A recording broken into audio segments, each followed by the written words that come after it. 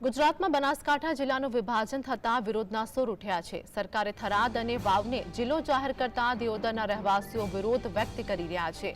છેલ્લા 15 દિવસથી દિયોદરના આગેવાનો સ્થાનિક લોકો ઓગળ જિલ્લો બનાવવાની માંગ કરી રહ્યા છે।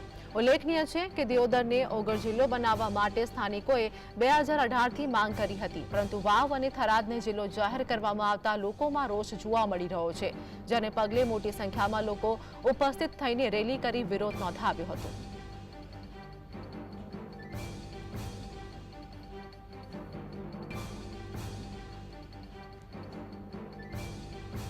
તો બનાસકાંઠા જિલ્લાનું વિભાજન થતાં વિરોધના સૂર ઉઠ્યા છે। આ સાથે જ વિરોધ પણ નોંધાવવામાં આવી રહ્યો છે, જેમાં સરકારે વાવ થરાદ જિલ્લો બનાવતા દિયોદરના સ્થાનિકો દ્વારા વિરોધ કરવામાં આવ્યો છે। આપણે બનાસકાંઠા જિલ્લાનું વિભાજન થયું અને અમારી જે ઓગળ જિલ્લાની ગણતરી હતી વર્ષોથી, તો એ ઓગળ જિલ્લો નથી થયો, એટલા માટે બીજી તારીખથી જ દિયોદર તાલુકો આખો વિરોધ પ્રદર્શન ચાલુ છે। અને છેલ્લા 15 દિવસથી અમે ધરણા ઉપર હતા, ઉપવાસ આંદોલન ઉપર હતા, અને આજે અમે દિયોદરથી ઓગળ મુકામે ભવ્ય વાહન રેલીનું આયોજન કર્યું છે। સરકારશ્રીએ ખરેખર આ બાબતમાં ગંભીરતાથી વિચારવાની જરૂર હતી।